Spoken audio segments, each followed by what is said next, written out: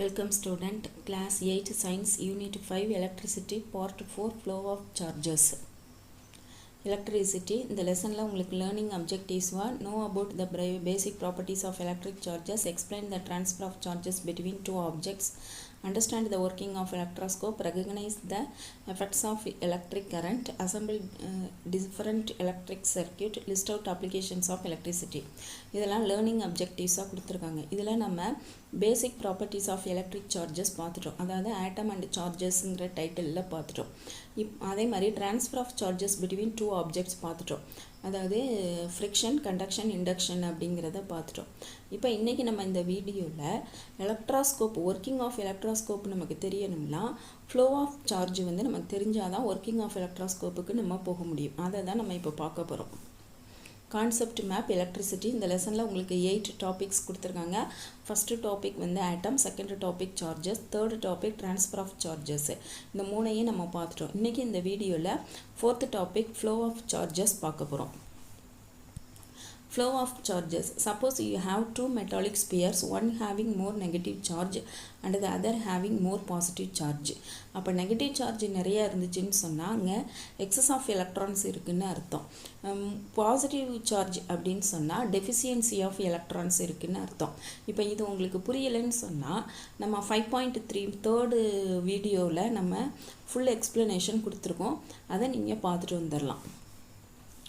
இப்போ இதுதான் வந்து ஒரு மெட்டாலிக் ஸ்பியர் எடுத்துக்கிறோம்.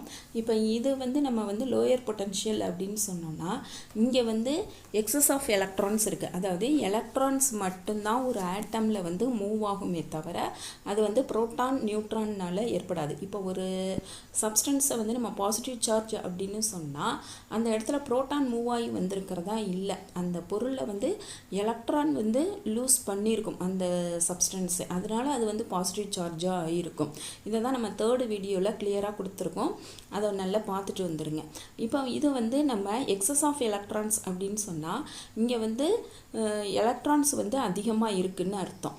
இங்கே வந்து ஹை பொட்டன்ஷியல் இது அடுத்த ஸ்பியர், இது வந்து பாசிட்டிவ் சார்ஜ் இங்கே இருக்கும். அப்போ இதை பாசிட்டிவ் சார்ஜ் இருக்குன்னு சொன்னால் இங்கே வந்து நம்ம எக்ஸஸ் ஆஃப் எலக்ட்ரான்ங்கிற எக்ஸஸ் ஆஃப் புரோட்டான்ங்கிற வேர்டை யூஸ் பண்ணக்கூடாது. டெஃபிஷியன்சி ஆஃப் எலக்ட்ரான் அப்படின்னு தான் நம்ம சொல்லணும். இப்போ எக்ஸாம்பிளுக்கு இப்போ இந்த இடத்துல இட்லி இருக்குது, இப்போ இந்த இடத்துல சட்னி இருக்குது அப்படின்னு சொன்னால் இந்த இடத்துல நம்ம என்ன சொல்கிறோம், சட்னி எக்ஸஸாக இருக்குன்னு தான் நம்ம சொல்லணும். அதே மாதிரி இந்த இடத்துல இட்லி எக்ஸஸாக இருக்குது அப்படின்னு சொல்லக்கூடாது, இட்லிக்கு சட்னி இல்லைன்னு தான் சொல்லணும். அதாவது டெஃபிஷியன்சி ஆஃப் எலக்ட்ரான் அப்படின்னு சொல்லணும். அதை தான் சொல்கிறாங்க. Suppose you have two metallic spheres, one having more negative charges. Negative charges இருந்தால் excess of electronங்கிற வேர்டை யூஸ் பண்ணணும். more positive charging அந்த இதில் இருக்குன்னா நம்ம deficiency of electronங்கிறத புரிஞ்சுக்கிடணும். When you connect them both with the help of metallic wire, excess electron from the negative charge sphere will start flowing towards the positive charged sphere.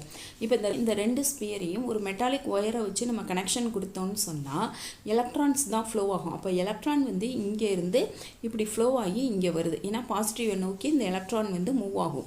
நம்ம ஏற்கனவே படிச்சிருக்கோம், electron தான் move ஆகும், எக்காரணத்தை கொண்டு பாசிட்டிவ் அப்படின்னு சொல்லக்கூடிய அந்த புரோட்டான் வந்து மூவ் ஆகாது அப்படின்னு சொல்லியிருக்கோம்.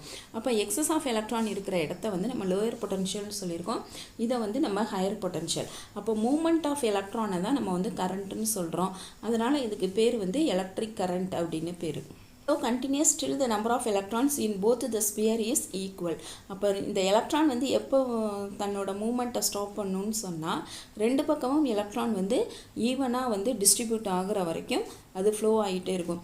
Here the positively charged sphere is said to be high potential and the negatively charged sphere is said to be lower potential. அப்போ பாசிட்டிவ் சார்ஜ் இருக்கக்கூடியதை அதாவது டெஃபிஷியன்சி ஆஃப் எலக்ட்ரானை வந்து ஹை பொட்டன்ஷியலும் அந்த எக்ஸஸ் ஆஃப் எலக்ட்ரான் அதாவது அந்த எலக்ட்ரான் இருக்கக்கூடிய negative charge இருக்கக்கூடிய ஸ்பியரை வந்து நம்ம லோயர் பொட்டன்ஷியல்னு சொல்கிறோம். Hence electron flow from lower potential to higher potential. Electron வந்து லோயர் பொட்டன்ஷியல் டு ஹையர் பொட்டன்ஷியலுக்கு ட்ரான்ஸ்ஃபர் ஆகுது. This is known as electric current or flow of எலக்ட்ரான்ஸ்னு சொல்கிறோம். The difference between these potential is known as potential difference, commonly known as voltage. இதை தான் நம்ம வந்து potential difference ன்னு சொல்கிறோம். அதை வந்து நம்ம voltage அப்படின்னு நம்ம சொல்லிடலாம். Before the discovery of electrons, it was considered that electric current is due to the flow of positive charges. Flow of positive charge is called conventional current. அப்போ எலக்ட்ரானை வந்து கண்டுபிடிக்கிறதுக்கு முன்னால் வரைக்கும் மக்கள் என்ன நம்பிட்டு இருந்தாங்க அப்படின்னு சொன்னால் எலக்ட்ரிக் கரண்ட் வந்து பாசிட்டிவ் சார்ஜ் ஃப்ளோ ஆகிறதுனால தான் நடக்குது அப்படின்னு சொல்லியிருந்தாங்க. இந்த பாசிட்டிவ் சார்ஜ் வந்து இப்படி ஃப்ளோ ஆகிறதுனால ஹை பொட்டன்ஷியல் டு லோ பொட்டன்ஷியலுக்கு ஃப்ளோ ஆகுதுன்னு சொல்லி நினச்சிருந்தாங்க. கன்வென்ஷனல் கரண்ட் அப்படின்னு சொல்கிறோம். Conventional current flows from higher potential to lower potential. அப்போ நம்ம எப்படி சொல்லலாம்னு சொன்னால் என்ன நினச்சிட்டு இருந்திருக்காங்கன்னு சொன்னால் இப்போ இதை நம்ம இட்லி இதை வந்து நம்ம சட்னி அப்படின்னு சொல்லியிருந்தோம் இல்லையா. அப்போ இவங்க வந்து மாற்றி சொல்லிக்கிட்டு இருந்திருக்காங்க. இங்கே வந்து இட்லிக்கு வந்து அதிகமாக இருக்குது அப்படின்னு சொல்லிகிட்டு இருந்திருக்காங்க. இங்கே வந்து என்ன சொல்லியிருக்காங்கன்னா சட்னிக்கு வந்து இட்லி தேவைப்படுது அப்படிங்கிற மாதிரி சொல்லிகிட்டு இருந்திருக்காங்க. அதாவது ரெண்டுமே வந்து கிட்டத்தட்ட ஒன்று தான். ஆனால் எலக்ட்ரானை கண்டுபிடிக்கிறதுக்கு முன்னாடி இந்த மெத்தடாலஜி அவங்க யூஸ் பண்ணிகிட்டு இருந்திருக்காங்க. அதாவது ஹை பொட்டன்ஷியல் டு லோ பொட்டன்ஷியலுக்கு வந்து புரோட்டான் மூவ் ஆகுதுன்னு. ஆனால் எக்காரணத்தை கொண்டு புரோட்டானும் சொல்லக்கூடிய பாசிட்டிவ் சார்ஜ் மூவ் ஆகாது, எலக்ட்ரான் மட்டும்தான் மூவ் ஆகும். அதை இப்போ லேட்டஸ்ட்டாக ஃபைண்ட் அவுட் பண்ணுறதுனால இப்போ சர்க்கியூட்டில் நம்ம இப்போ இந்த டைரக்ஷனை தான் நம்ம ஃபாலோ பண்ணுறோம். இப்போ இந்த டைரக்ஷனை ஃபாலோ பண்ணால் எலக்ட்ரிக் கரண்ட்டுனும், இப்போ இந்த டைரக்ஷனை ஃபாலோ பண்ணணும்னு சொன்னால் கன்வென்ஷனல் கரண்ட் அப்படின்னு நம்ம சொல்கிறோம். இன்றைக்கி இந்த வீடியோவில் நம்ம ஃப்ளோ ஆஃப் சார்ஜ் அப்படின்னா என்னன்னு சொல்லி பார்க்குறோம். இப்போ இந்த இடத்துல 2 ஸ்பியர்ஸ் எடுத்துக்கிறோம். இப்போ இந்த ஸ்பியரை வந்து பாசிட்டிவ் சார்ஜ் இருக்குது அப்படின்னு சொல்கிறோம். பாசிட்டிவ் சார்ஜ் இருந்துச்சுன்னு சொன்னால் அங்கே வந்து டெஃபிஷியன்சி ஆஃப் எலக்ட்ரான்ஸ்னு அர்த்தம். இங்கே வந்து நெகட்டிவ் சார்ஜஸ் இருக்குது அப்படின்னா எக்ஸஸ் ஆஃப் எலக்ட்ரான்ஸ் அப்படின்னு அர்த்தம். அப்போ இதை வந்து எக்ஸஸ் ஆஃப் எலக்ட்ரான் இங்கே வந்து லோயர் பொட்டன்ஷியல்னும் டெஃபிஷியன்சி ஆஃப் எலக்ட்ரானை வந்து ஹையர் பொட்டன்ஷியல் அப்படின்னு சொல்கிறோம்.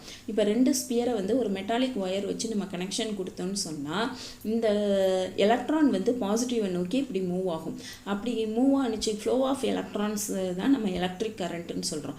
அதான் எலக்ட்ரிக் கரண்ட்டுன்னு சொல்கிறோம். முன்னாடி எலக்ட்ரான்ஸை கண்டுபிடிக்கிறதுக்கு முன்னாடி மக்கள் வந்து புரோட்டான்ஸ் தான் வந்து மூவ் ஆகுதுன்னு நினச்சி இந்த மாதிரி கரண்ட் வந்து ஹை பொட்டன்ஷியல் டு லோயர் பொட்டன்ஷியலை நோக்கி பாசிட்டிவ் சார்ஜ் மூவ் ஆகுதுன்னு சொல்லி நினச்சிட்டு இருந்தாங்க. அதனால் அதை வந்து நம்ம கன்வென்ஷனல் கரண்ட் அப்படின்னு நம்ம சொல்கிறோம். நெக்ஸ்ட் வீடியோவில் நம்ம எலக்ட்ராஸ்கோப்னா என்னன்னு சொல்லி பார்ப்போம். Thank you student.